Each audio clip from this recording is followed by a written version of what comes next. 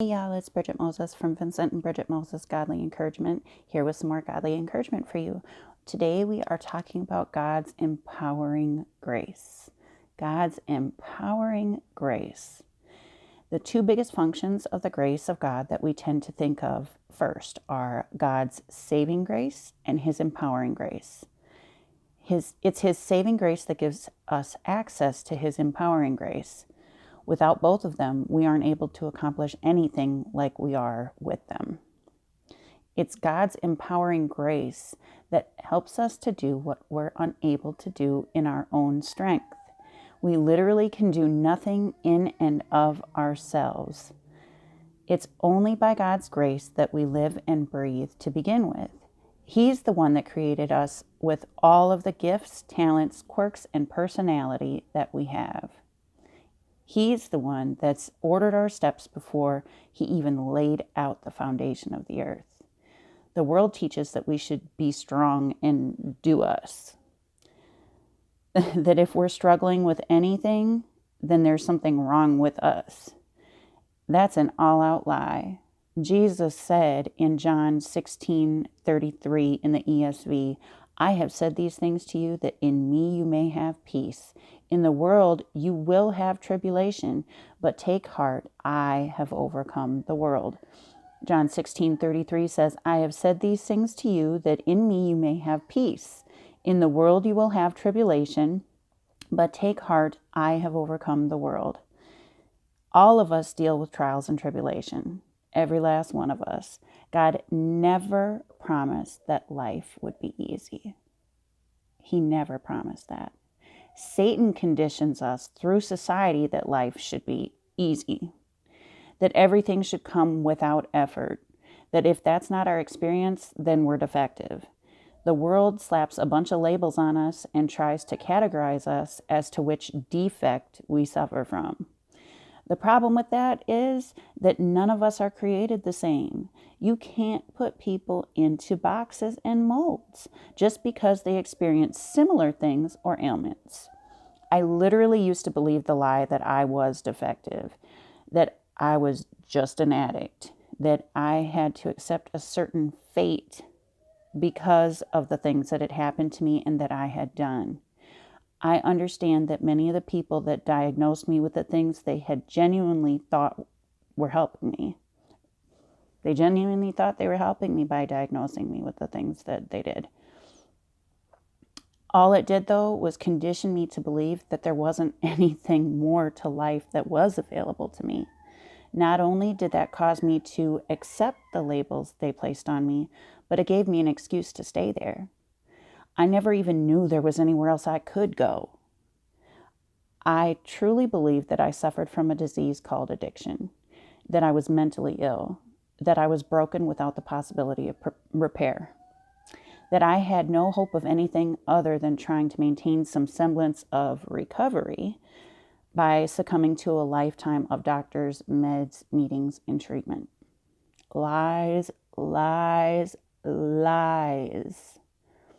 I learned through reading the Bible that Jesus healed and delivered everyone He came across. That He's the same yesterday, today, and forevermore. That whosoever the Son sets free is free indeed. That it's His strength that is made perfect in our weakness. That it's putting faith in Him, in His Word, and in the finished work of Christ, by acting on what He says, that helps us to walk that out by His empowering grace. Grace has been made available to us, and we take hold of it by acting on it with our faith. When we take the first step in faith, God steps in to fill the gap between what we can do and what He can do. That's how we use God's empowering grace. By speaking what God says in Scripture over our circumstances, believing it in our heart, and acting on His Word in faith.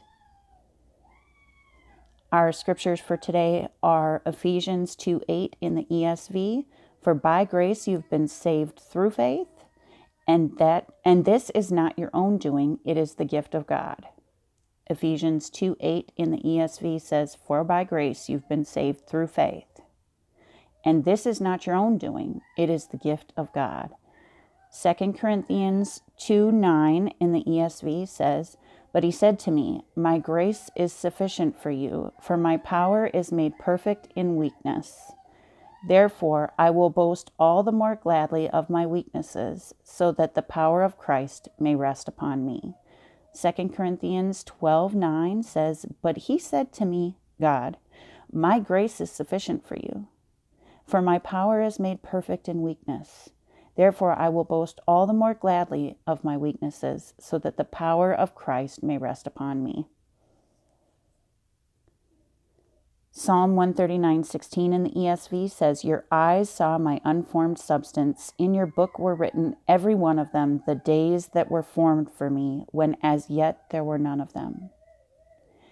Psalm 139:16 says, "Your eyes saw my unformed substance. In your book were written, every one of them, the days that were formed for me, when as yet there was none of them." God wrote our story before he even placed us in the perfect environment that he placed us in Eden. He's so good. Jeremiah 29:11 in the ESV says, "For I know the plans I have for you, says God, declares the Lord, plans for welfare and not for evil, to give you a future and a hope.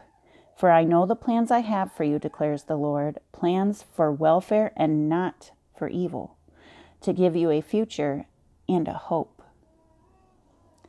John 16:33 says, "I have said these things to you, that in me you may have peace. In the world you will have tribulation, but take heart, I have overcome the world." That's what Jesus said in John 16, recorded in John 16:33. "I have said these things to you, that in me you may have peace. In the world you will have tribulation, but take heart, I have overcome the world."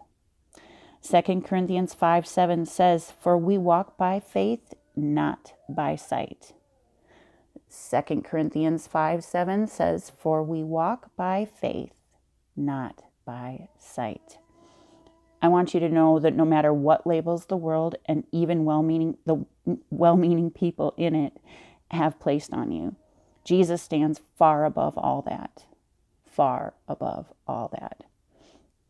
He's the only one that has the ability to completely remove every trace. And when I say every trace, I mean every trace but the memory of it. And even that is, hard to find at sometimes until I come across a place that I used to run, place that I used to be running at, and I come across it and I'm like, oh yeah, I used to be a drug addict. Oh yeah, I used to do this and this and this there. And I forget so much because he's removed it so good out of my life that it's like it never even existed to begin with. He's the only one that has the ability to completely remove every trace of the reason to give that label in the first place. We just need to ask him to, and then be patient as he walks us through the process of total freedom. It's not going to happen overnight. It's not going to happen overnight. This month, it'll be 12 years that I've been walking with Jesus. So it doesn't happen overnight. But what's 12 years to have total freedom compared to staying the same for these 12 years? And I wouldn't have even made it this far. I guarantee you I would be dead by now had I not allowed Jesus to come into my life. Till he came and got me. Put it in my heart to seek him. Commit to giving God as much... it's not going to happen overnight, but you didn't get there overnight either. You didn't get in the state you are overnight. You got in the state you're in one decision at a time, little by little. And that is how you're going to get out of it. Most likely. God does have the ability, and sometimes does, do things immediately. But most of the time, it's process, because it's within the process that we get to know him. Commit to giving God as much of your time as you have given the world, and you will never be the same. Just spend time getting to know God through His Word, the Bible, and as you do, your appetites will change over time. You don't have to quit everything right now. And I mean, if God puts it on your heart to do that, that's fine, do that. But God does not require that of you immediately. He requires you to seek Him. When you seek Him, you're going to want less and less of those things. So that's how you do that. It's in getting to know Him that we get to know ourselves, and getting to know Him is the best part. Yeah, that is the whole point of that, is getting to know Him. It's the best part. Love y'all. I got to go tend to my little kiddo. I'm sure you can hear him in the background. The enemy don't want this message to go forth, but he can't stop it. God stands above everything, above all things, and His message will go forth with clarity. You just got to receive it. You got to receive Him. He's there for you. He's there with you. He cares deeply about you. And you just have to ask Him. None of us are designed to carry the weight of the world in our own strength. It'll crush us. He didn't design us for that. He designed us to have a relationship with Him and for Him to do the heavy lifting. We were never even designed to have the heavy lifting in the first place. Through sin is where the heavy lifting came in. Love y'all. I'll see you next time. Bye.